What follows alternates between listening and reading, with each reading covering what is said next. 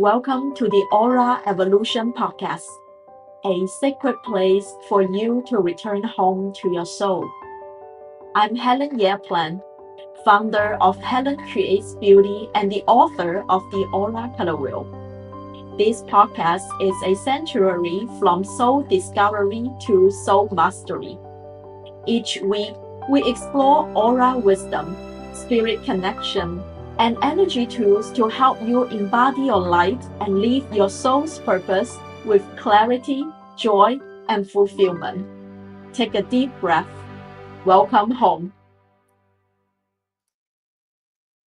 Hello, everyone. Welcome back to another episode of the Aura Evolution Podcast. I'm your host, Helen Yearplan. If we are meeting the first time, I am the founder of Helen Creates Beauty and the author of the Aura Color Wheel. It's a soul discovery system, dynamic soul discovery system to identify your soul's purpose through your unique soul aura color. Today, we have a very special guest, another Hay House offer. We actually won the competition at the same time. So I'm so excited to bring her on today. Now, before I introduce the guests this week, I'm going to let you know that this podcast is live at 10 a.m. Pacific time every Monday. So if you're happening joining us live right now, you're welcome to ask any questions in the comment section. So that way we can answer your questions immediately. And also, this podcast is available on Tuesday on all audio platforms that you do podcasts, Spotify, Apple Music, as well as Amazon Music. So a couple upcoming events that I am very excited to share is that this Lionsgate portal, so this weekend, I am going to York, Pennsylvania. So if you are in the New York, DC, Baltimore area, I would love to meet you in person in the New Vision Holistic Expo. I'm going to drop the link here on the comment so that you can grab your ticket. And I will be also doing in-person soul aura and spirit message reading there. You can book a reading in advance, and I'm going to see you there with other 5 Hay House offers. We're going to have a panel, and I will have a talk on Sunday at noon as well. And another exciting news is that our Aura Evolution membership this month's gathering, because it's the Lionsgate portal, it's all about personal empowerment and claim your sovereignty. So that's the theme for this month's gathering. And if you're joining the membership the first time, and right now I'm running a promotion of the first month free. So you can grab the link here and join our live gathering there as well. Okay, without further delay, I'm going to introduce this week's guest, Alisha Das. And she actually just published her book. I actually have a copy right here, Your Angelic Ancestry with Hay House. And regarded globally as the authoritative voice on angelic language, Alisha Das is an angel expert, spiritual teacher, ordained minister, speaker, and author of the Angelic Ancestry. She hosts the Angel and Masters on Smart TV, Premier Summer. So it's coming up, 2026. And the popular podcast, Live Your Love, with 250,000 listeners. So more than 30 years, Alisha has helped people bridge intuitive connection and everyday life, leading more than 500 seminars worldwide in spiritual institutions, angelic communication, healing, and consciously clearing. She's also the founder of Soul Dance, a Los Angeles-based ecstatic dance experience presented internationally and across the U.S. That's so cool. With all proceedings supporting charitable courses. Her viral online quiz, which Archangel Are You? Definitely take the quiz, has been taken by more than 250,000 people. So I'm going to bring on Alisha with us today. Welcome, Alisha. Thank you for joining me today. Thank you so much, Helen. It's just my delight to be with you. Yay. I always begin with my podcast guest. The first question is that, have you taken the Soul Aura Color quiz? And what is your Soul Aura Color? Do you resonate with the reading? Yes, I did take the quiz. I am wearing my color, which is I love emerald, the healer. Emerald green. Yes, emerald green, which is one of my favorite colors. Wow. And yes, I definitely resonated with parts of it for sure. I mean, I make my living as a spiritual healer and have for Yes. many decades. So That's definitely true. And also, emerald green is also associated to me personally with Archangel Raphael, the angel of all healing. I'm sure you're going to, lead us through that. And I'm also curious to begin our conversation to share a little bit about your personal story. What brought you to do what you do? I know you've been doing this for 30 years, but you also have a pre-med background, in the science field. So tell us what brought you to the angelic realm, and how do you bridge, or reconcile at the, from your science background to the spiritual realm? Yeah, thank you for asking. Well, for me, yes, everyone in my family are MDs, and I was pre-med. And so it's actually a good combination, because while I am a spiritual healer and a spiritual intuitive, and of course that's mystical and invisible, I love to see results. So my science background, my doctorate is in spiritual science. So I want to see empirical evidence that the work I'm doing is tangibly changing lives. So for me, it was really about allowing the transcendence of the mind with spiritual experiences, which I've been having since I was a very young child, speaking to the angels in their own language. And then also discerning with the mind that what is I'm experiencing is positive and is grounded, is causing measurable change, is allowing us to bring more heaven into earth. And so the mind is a great servant, terrible master. And so it's really about allowing the mind to be present so we don't do a spiritual bypass, and then allowing ourselves to transcend our mind, absolutely surrendering to experience the spirit that is present, which goes well beyond the mind. Even Einstein said, I want to know the mind of God. And someone I recently had on my podcast, and I was on his, was Ervin Laszlo, who brought quantum physics into the public conversation. And what we talked about was spirit and God, and the highest coherence being love. So, at its highest, there's no argument with science and spirit. It's really science proving, if you will, the existence of spirit, and then spirit taking it from there. Yeah, that's absolutely beautiful. And you mentioned that very early on, you already hear the voices or the language of the angelic realm. Can you elaborate a little bit of that? And, what made you to bring it or integrate it, let me put it that way, in your everyday life?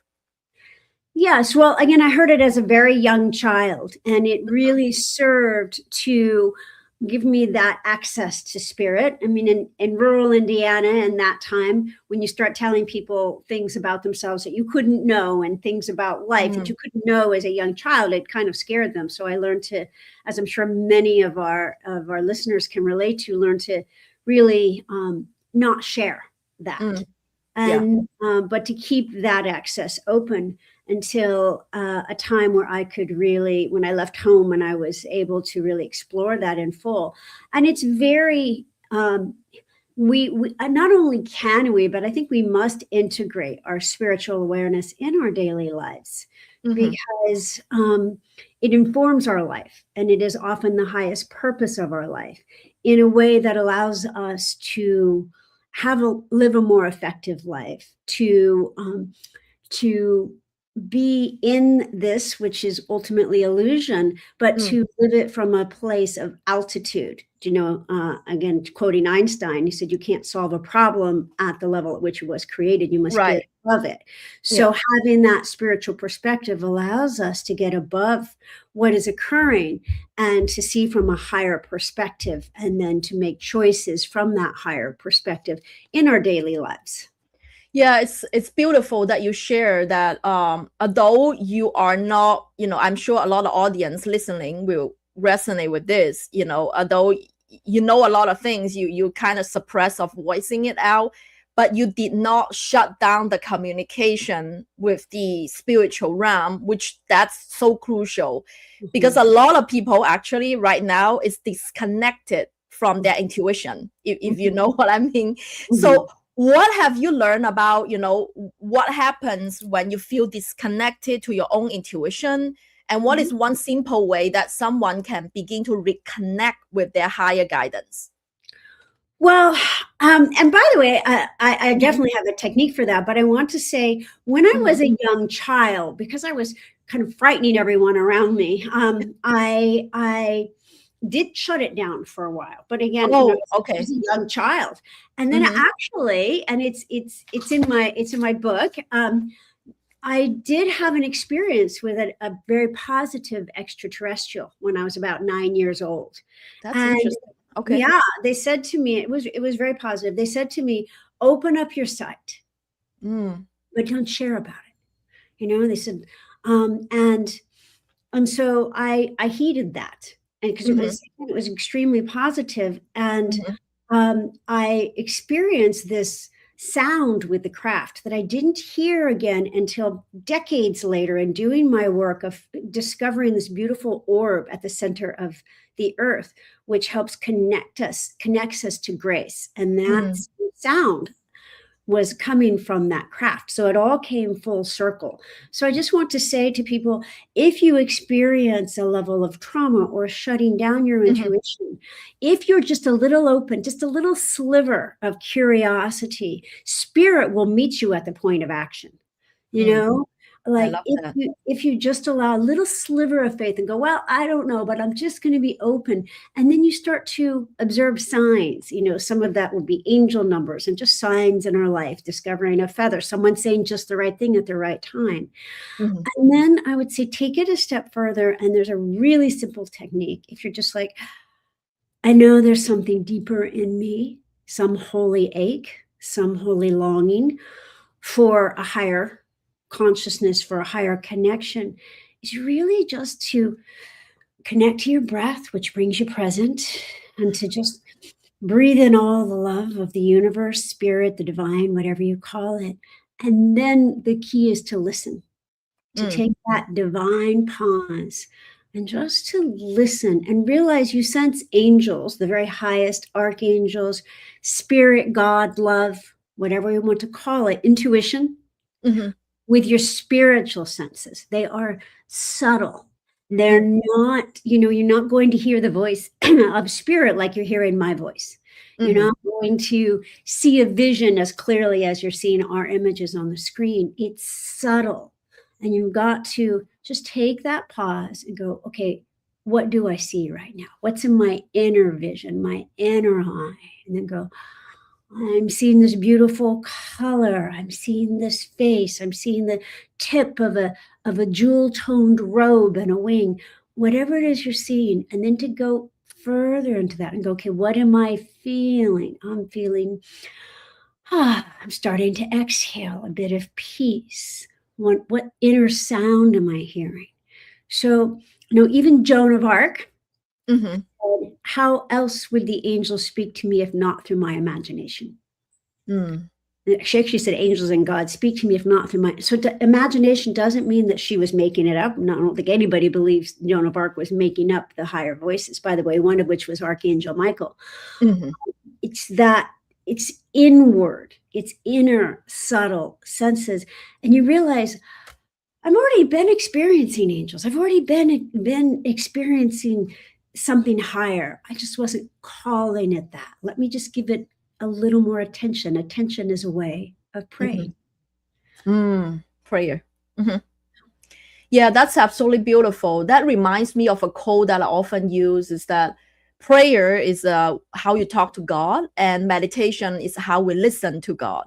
And that, you know, listen to that inner voice, that pause, that going inward is so important to hear the subtlety when that energy is trying to communicate with us.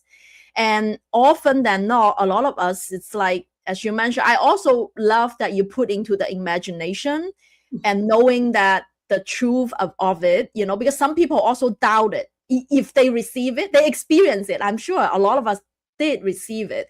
And then, but sometimes they doubt it. Oh, did I just make this thing up? You know, is it like real because it's not physical?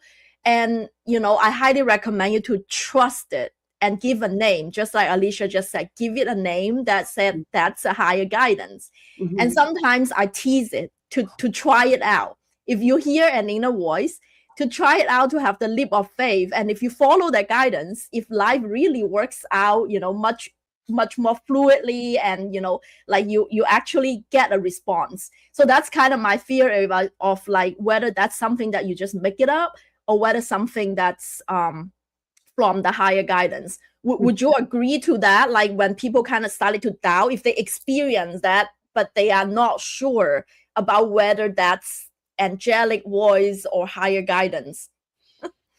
Yeah, absolutely. You see, I think it's a little bit of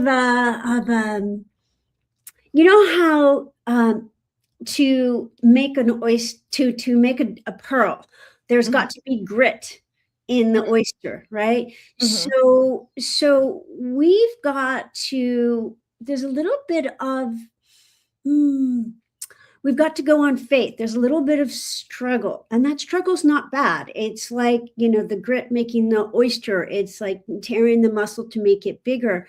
So it's really having to go on a little bit of faith, which is a higher sense, right? And go, let me just connect to something higher than me. That is a sixth sense, is our intuition, is our inner knowing, whatever we want to call it, and trust it for just a moment. And then here's the thing where the mind can be helpful, is then we check it out. Okay, I got this guidance to text my mom. I don't want to text my mom, you know. I got this guidance to text my mom and just say I love you. And you know, especially if we're in a fight with our mom, and go, well, how did that work? Yeah. Well, actually, she then went, oh gosh, you know, when you thought I said X, what I really meant was this, and you know, that really worked. Or I get this guidance to forgive something that seemed unforgivable, and then I ask Spirit to bridge the gap between what I forgive and what's possible. And then it's like this relief and this release starts to come. So we want to check out the guidance. Now, angels are one with God. So they tangibilize God. They are bridge to God. You go, well, why not just go directly to God? Well, if you can go directly to God, please do. But often God will come to us through messengers. Angel literally means messenger of God, right? So they're one with God. And so it just makes it much more tangible for us, right? So an angel will only tell you positive things. And I, by the way, recommend you connect to the highest grade archangels, which I talk about in my book of how do you discern the difference between angels, which, by the way, are collective, don't have individual souls, and archangels, which do, and great archangels. So they will only give you positive. Mother Mary, Jesus, Buddha, by whatever name you know, God will only give you positive direction, and then go check it out. Test it. Yes, exactly.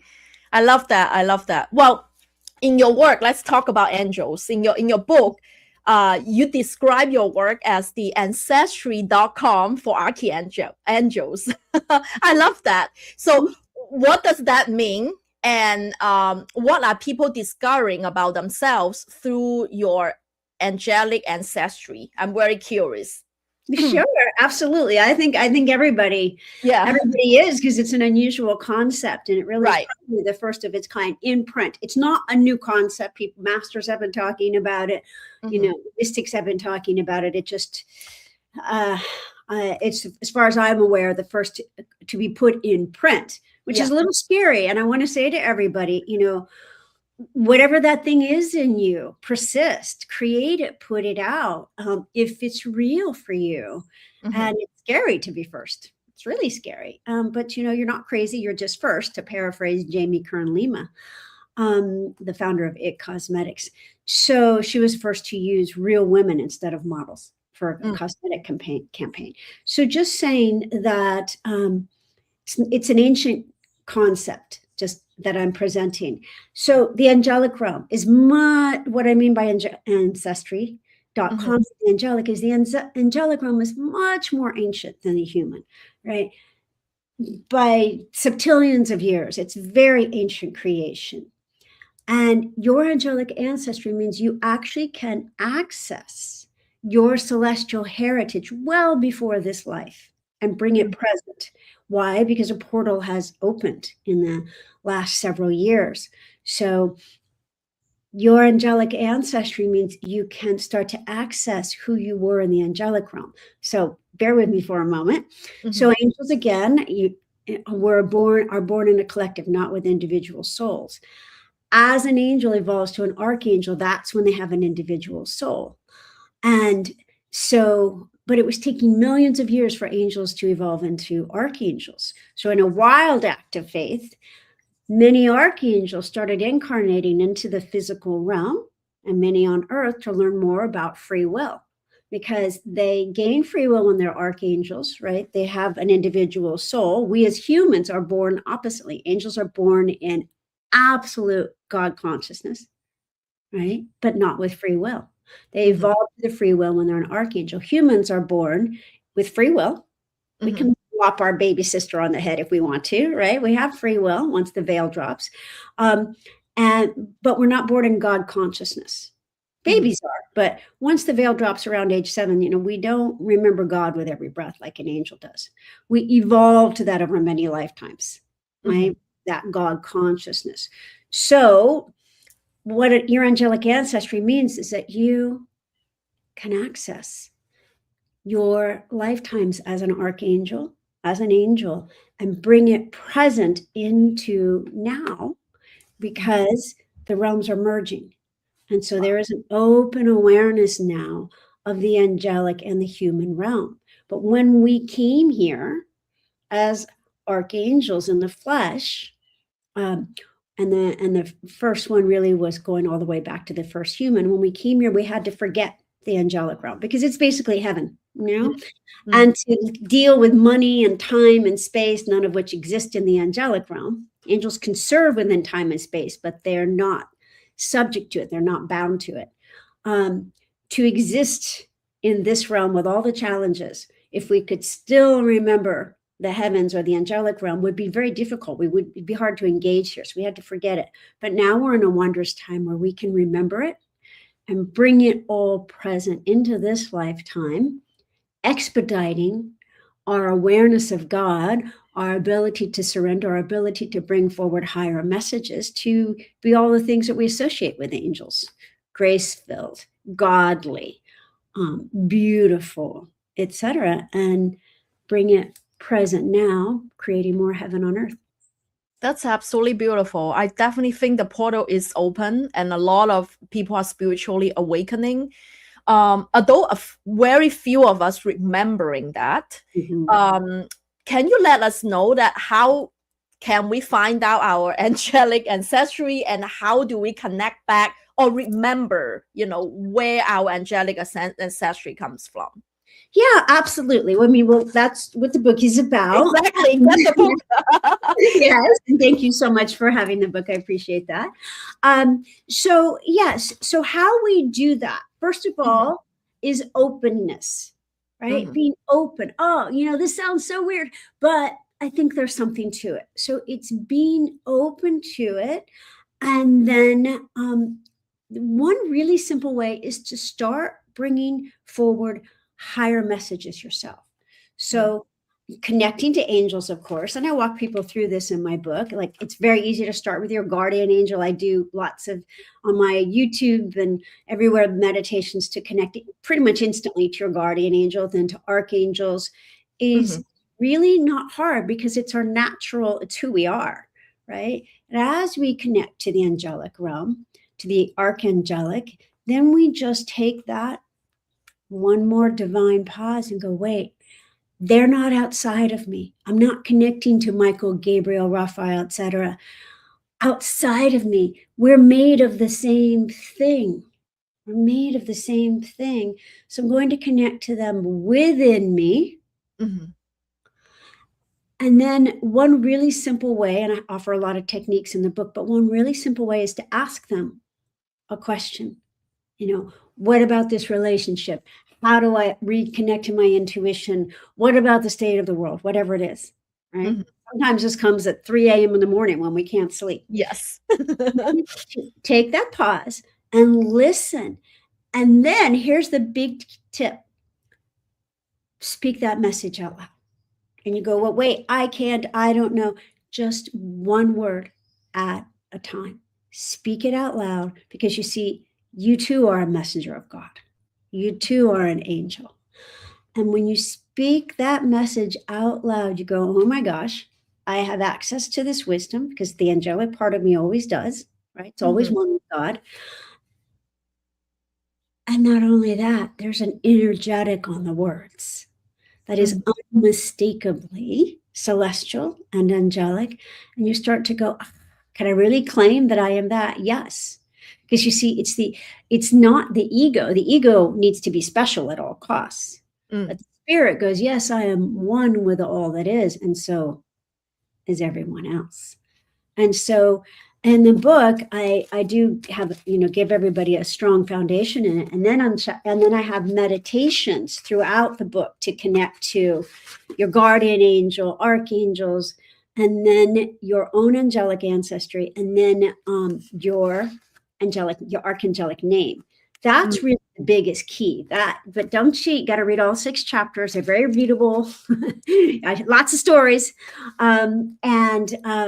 On chapter 6, when you have a really firm foundation to remember your name accurately, then you do the meditation. The meditations are in the book. You can read them, but I recommend you go to the QR code and listen to them.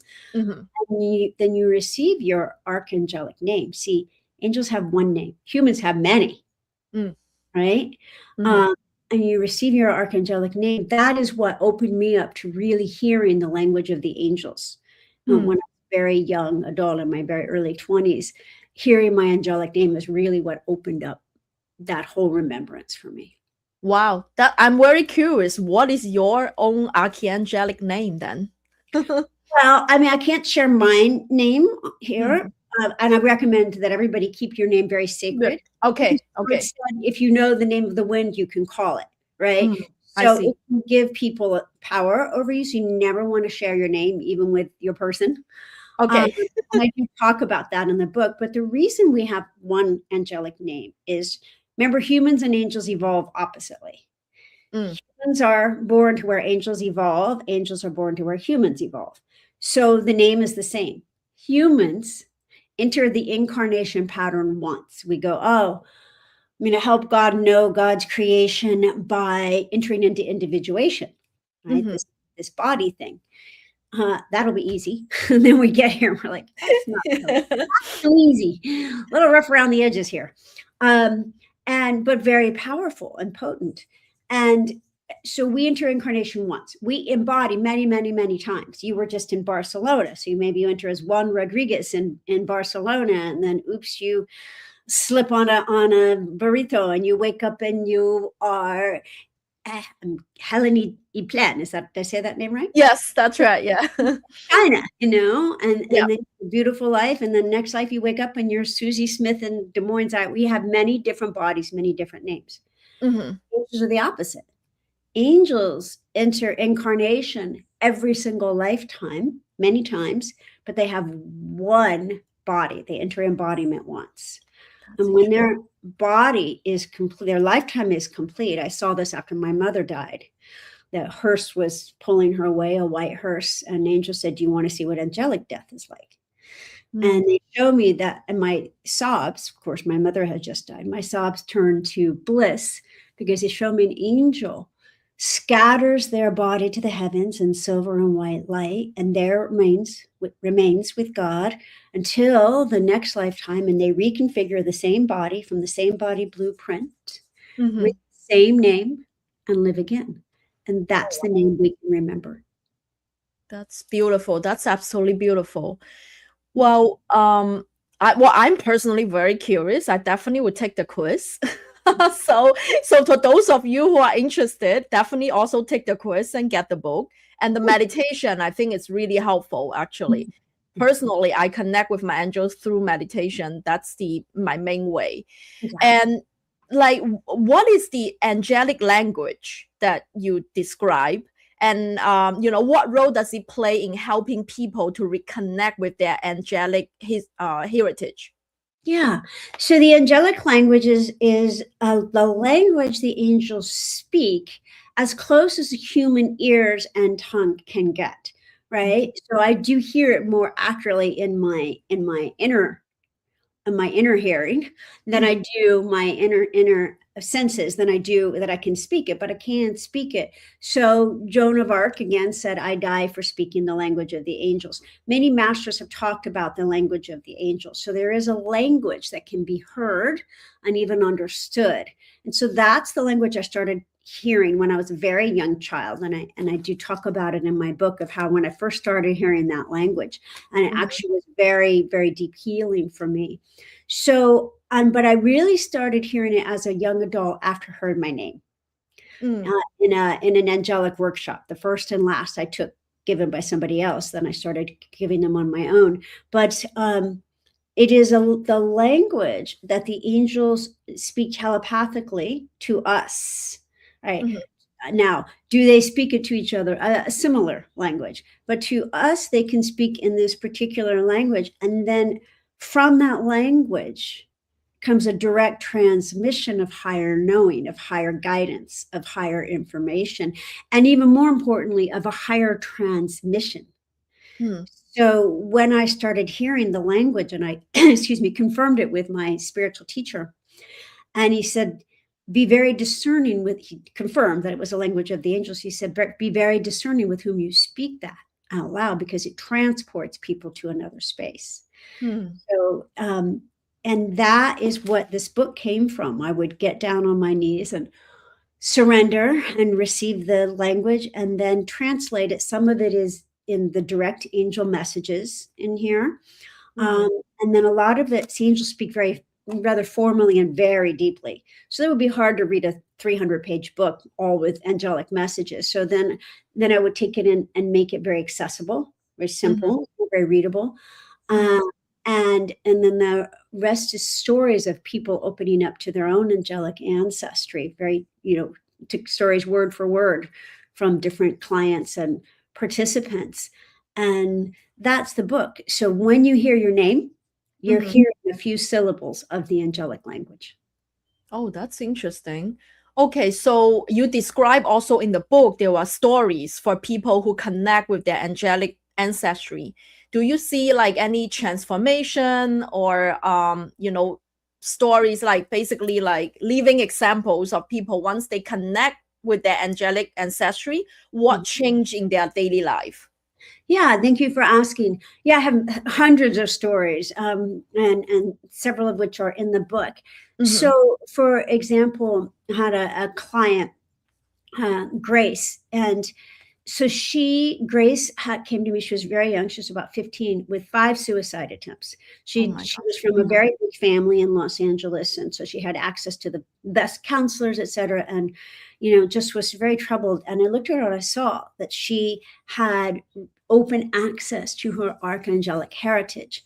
And so when I shared that with her in a way she could receive as a 15-year-old, she looked at me, being this very sophisticated Hollywood kid. And I said, how does that land with you? And she said, well, it's way out there and it's really weird, but I feel hopeful for the first time. And her eyes welled up. And she said, so yeah. And she started coming to me every week. She never hurt herself again. That was about 10 years ago. She's starting her own company. She's thriving.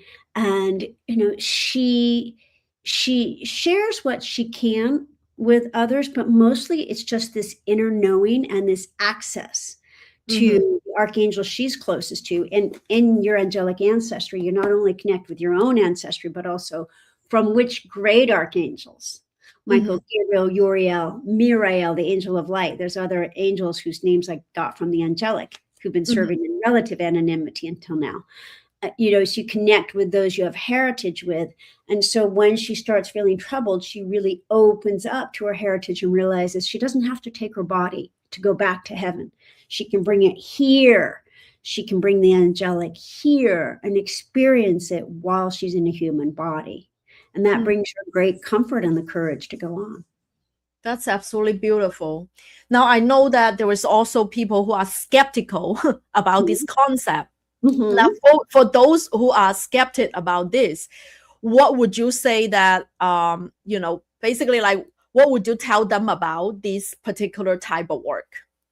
Sure. Yeah. I mean, I totally understand being skeptical. And again, we don't want to leave our mind at the door. We want to discern what is true. Okay. And so, but the mind can only go so far. So if you're skeptical, I would say this to you. First of all, I get it 100%. Again, sharing a very scientific background. So I would say, so there's a recent poll by the AP, the Associated Press, and the NORC, University of Chicago, showing that 69% of US adults believe in angels. I got to imagine it's 99% of US kids, but this was a poll done in the US. So that is more people than believe in God. So if you have this belief that transcends religion, socioeconomic status, gender, culture, etc., there's probably something to it. Also, it goes through all religions. There are certainly angels in Christianity and Judaism and the Kabbalah and Islam. They say that Muhammad received the Quran dictated to him in a beautiful language. I think it was the angelic language. Muhammad was an illiterate man. It wasn't in Islam. In Islamic, it was in a different language. And even in Hinduism, I recently did a live stream with an indigenous healer. They're also an indigenous culture. So when people and religions agree on something that really don't agree on much else, there's probably something to it, right? So I would say, be a little open to this concept. And then if people are like, well, yeah, of course I believe in angels, but I don't know about me being an angel. I go, well, check it out. Don't believe me. Check it out. If there's even a sliver of you going, there just seems something to this. And I've been doing a lot of podcasts and some media and, where people are going, where I'm presenting this and they're going, yeah, that actually makes a lot of sense. And I'm like, really? Because I thought I was weird. And they're like, well, you are weird, but that makes a lot of sense. It is an out there concept, but it's also got this deep resonance where people are like, yeah, that's beautiful. That I feel that. And so I would say, if you have that sliver of curiosity, in the prologue, which is a message from Archangel Michael, which came from the angelic language, he says, this book is a metamorphosis of consciousness, an ascension of awareness. All that is asked is your openness. All that is asked is your openness. And so really, if you have just a little bit of openness, check it out, do the meditations. Even if you don't have the book, just take a walk, often in nature, or just sit in a chair and just open and go, let me just be open. If there's anything to this, just let me know in a way I can receive and perceive, send me a knowing. And then you might receive it right then, or it might be when you're taking a walk later or doing the dishes or, drifting off to sleep. So you just keep being open to the possibility. And then of course you can, if you get some sort of go ahead, then you can pick up the book. It's everywhere books are sold, and just start reading and see if it resonates. Don't believe me, make it your own. And the book is very interactive. There's lots of meditations, as mentioned. There's lots of exercises, angel moments, lots of ways where you make it your own, because we want to prioritize experience, not information. Information can be cool, captivating to the mind, but it only goes so far. So once you start to experience the truth of it, then your mind starts to understand it. It's like falling in love. Like, remember when you wanted to fall in love, you're like, I have to understand what that means to fall in love, and how do I fall in love, and what happens? And then you fall in love and you don't know what hits you. And you're like, oh my God, I think now I kind of understand love. Because you had to experience it first, not figure it out with your mind. Good luck with that with love, right? Yes. Experience it and then go, oh, now I get it. a little bit, Mhm. figuring love out for the rest of my life, but now I get it. So spiritual experiences, as you know, Helen, it's Yes. the same thing. Once we start to experience that which goes beyond words, then we start to understand it. Yeah, that's absolutely beautiful. And I love that analogy of like falling in love. That's really feel like that. I remember my first direct experience with spirit because I did not grow up religious or spiritual, like not in a household that Mhm. will go to church every Sunday. So the first time I did a group meditation, that was back in 2011, when I was in my yoga and meditation teacher training. I just felt something was bigger than me, was holding me the whole time. And that was actually my first time feel home, like feel Mm, like I'm finally home. But mm, that home in a sense, not a physical place. It's yeah. just like immense unconditional love. Mm, There is no judgment, absolutely safe and secure. And I haven't felt that for a long, long time. And that I would say the direct experience. And I yeah. cannot, like at the time my third eye wasn't open yet, or I did not have my Kundalini awakening yet. So I just know that there is something sweet out there that I want to go back to. And that's actually when I begin my daily meditation practice.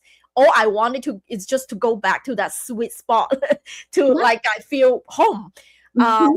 and that took also many years later on, then I understand, oh, that's the connection with the spirit, with the spirit realm, with the angels, with the ascended masters. But at the very beginning, I have absolutely no clue. I just love that it's very similar to love, but it's unconditional. Like you don't need to give something in order to have. Mhm. So, which is absolutely beautiful. So, for those of you, if you have any curiosity, remain this openness. And that's a beautiful channel message, Alisha. I love that quote that you just read. And try it out, definitely try it out. Try out the meditation also.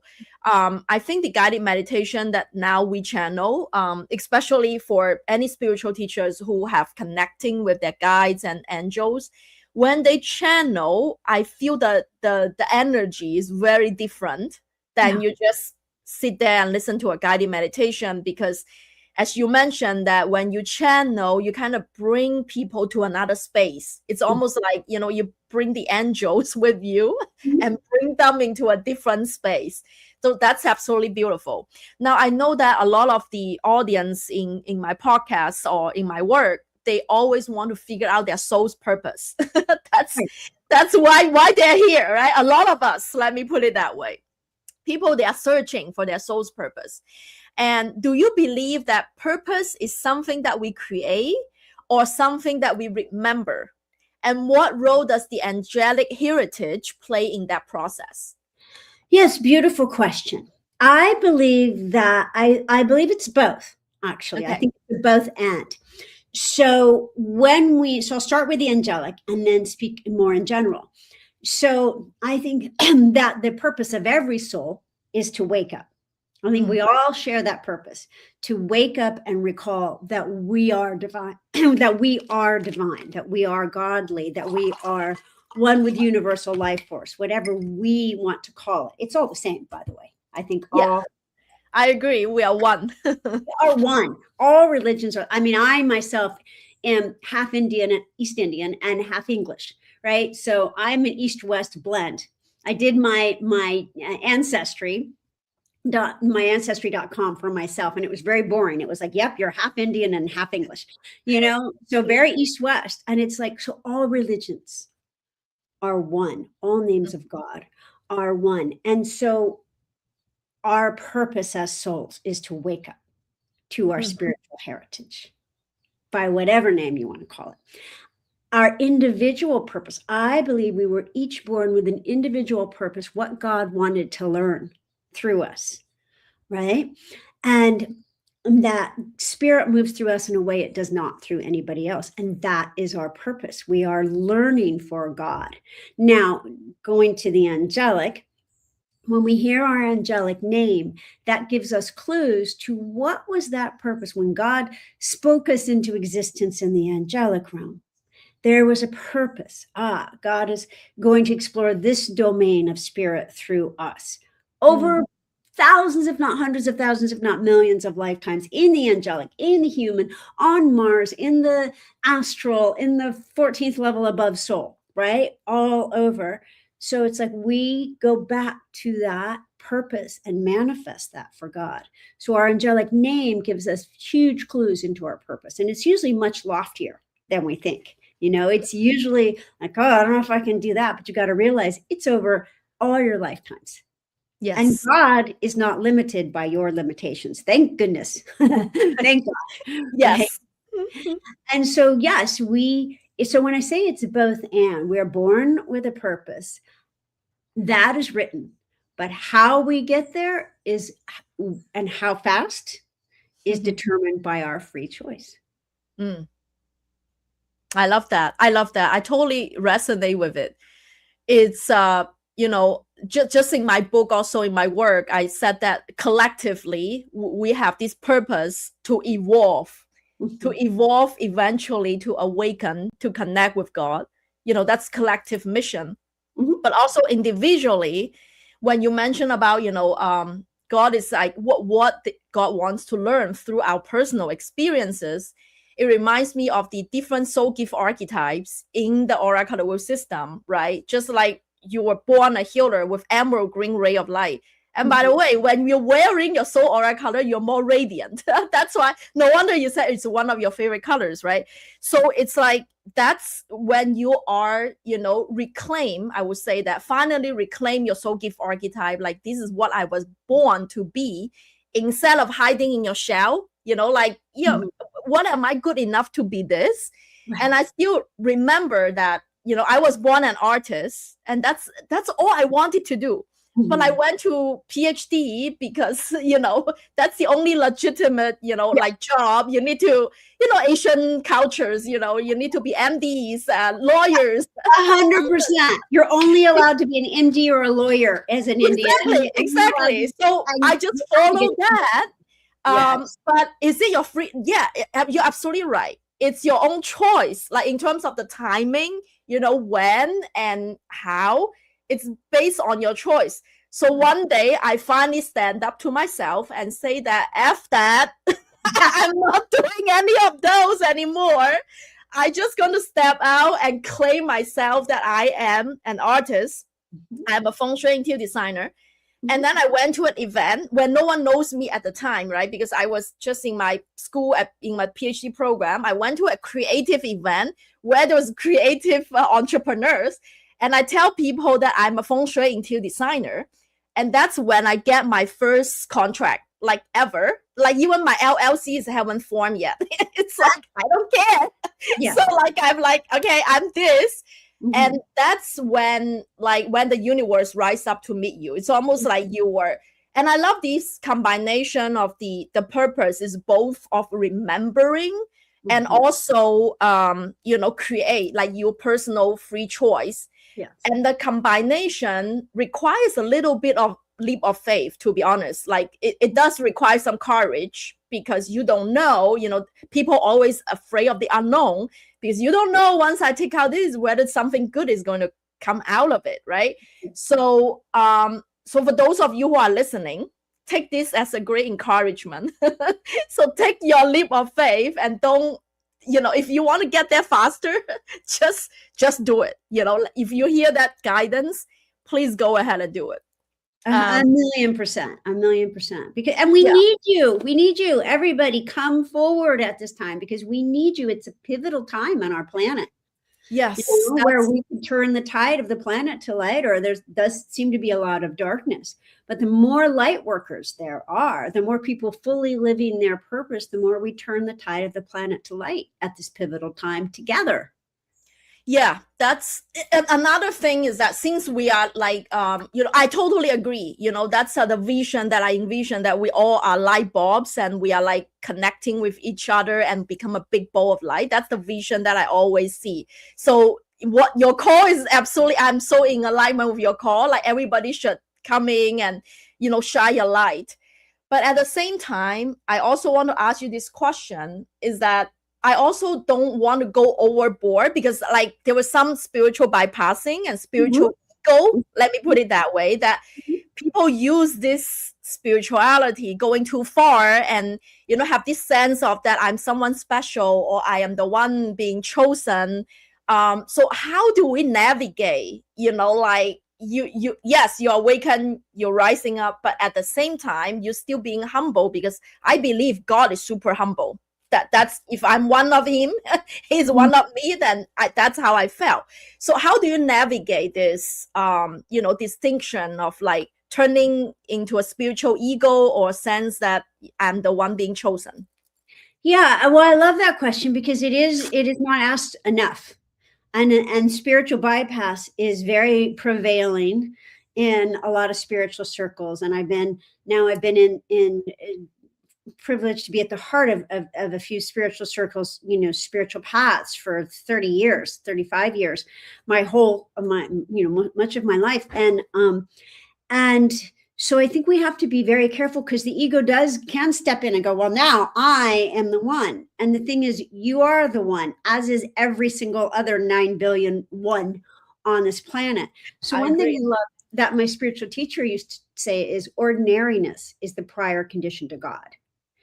So, you know, again, the ego wants to be special at all costs. If the ego can't be the greatest of the great, the ego will be like the lowest of the low. Then I suck worse than everybody, because the ego just wants to be special, individual. Ego's not bad. It's a tool along the way to enlightenment, right? So we need to be very careful and go, I'm being called into this lofty thing. Awesome. That makes me very ordinary. That makes me one, you know, I was riding in Santa Barbara with horses with my teacher once, and this was decades and decades ago.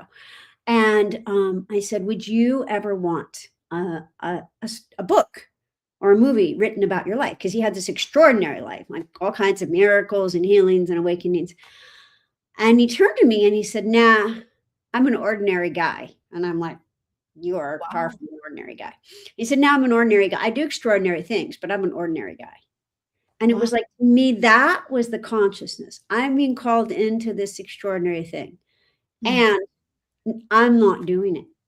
You know, it's in the Bible, it's like, of myself, I do nothing. You know, and there's, for me, again, I'm half Indian, half English. So I'm always looking at different spiritual texts. They all say the same thing. Like, there is this positive force that moves through each of us that is not unique to any of us. So we just want to check ourselves. If it's like, I am now going to lead the next mass exodus to Venus, go, well, wait, is that my spiritual calling? It is. Awesome. I'm going to put one foot in front. I'm going to do what I'm being guided to do. And I'm going to realize that I'm not doing it. I can't do it. Of myself, I can do nothing. I can't do it. I'm not doing it.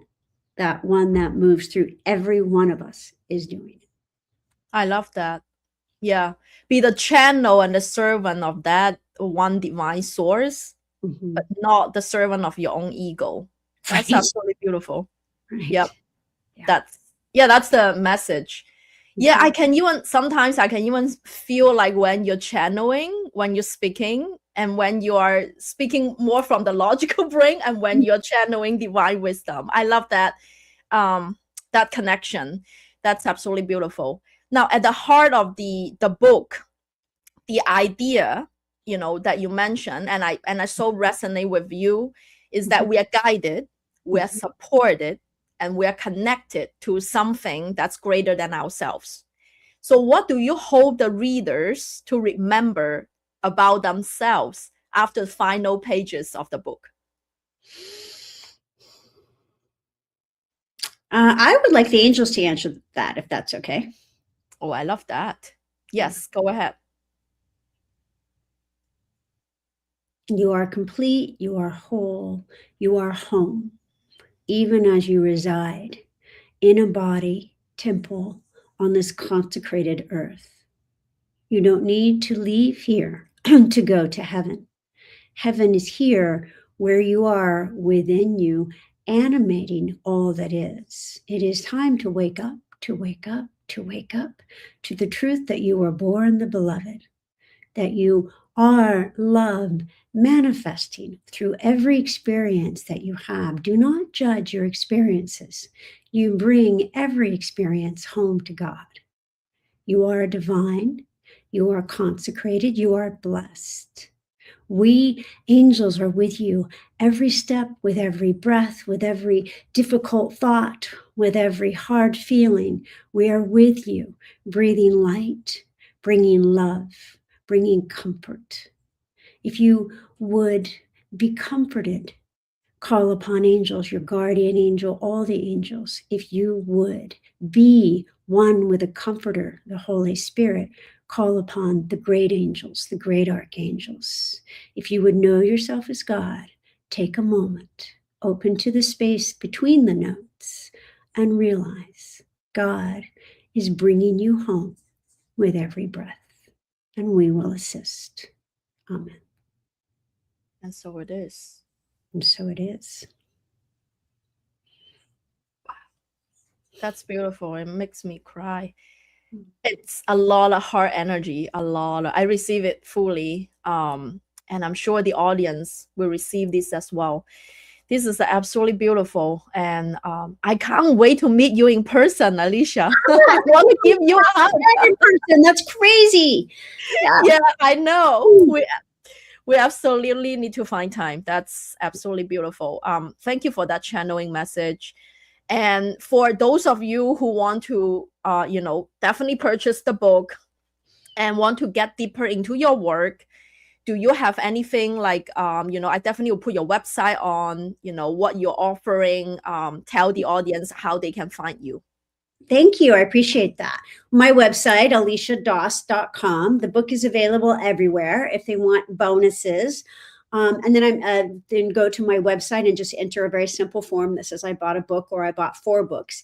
I'm actually about to start 3 live classes with me where people can ask me anything, including about their own angelic ancestry, if they buy 4 books. So that's on my website. They can buy the books at Amazon or Barnes and Noble or books or on Hay House's site, wherever they like. And then they just go back to my website and fill in the form that says I bought 4 books. And then we will know to send them the links to those 3 classes, which will start in August. There's no charge for them. It's just for buying 4 books. Oh, wow. Okay. Definitely support the offers. And I would definitely put all the links and your offers in the show note as well. Thank you so much for coming on this episode. I definitely would like to bring you back on and we can talk even more about the angels. Absolutely. And auras. And I can't wait to talk to you tomorrow. That's right. Exactly. I will be on Alisha Does podcast tomorrow as a guest. So yeah, and definitely. Yeah, I'm looking forward to our conversation again. Absolutely. And I think we should go live tomorrow. Oh, okay. Yeah, I know. We're just like deciding this in this moment, everybody. Okay. So we just decided right now. Right now. So tomorrow at 3 p.m. Yeah, we'll be live and you'll get to hear all about Helen and your aura color wheel and everything else tomorrow at 3 p.m. on our Instagrams and Facebooks and YouTube. So that's great. So, okay. So we will see you back tomorrow, everybody. And thank you, Avocado Toast, to saying thank you, Helen and Alisha. Okay. So, yeah, I'm looking forward to, chat with you tomorrow. And thank you for those of you who tuning with us live and those of you who are going to listen to the audio version. And feel free to leave any comments and rate the podcast. So that way, if you have any questions, we can answer you later. And have a very blissful rest of your week. And I will see you tomorrow. Thank you. Thank you, Alisha.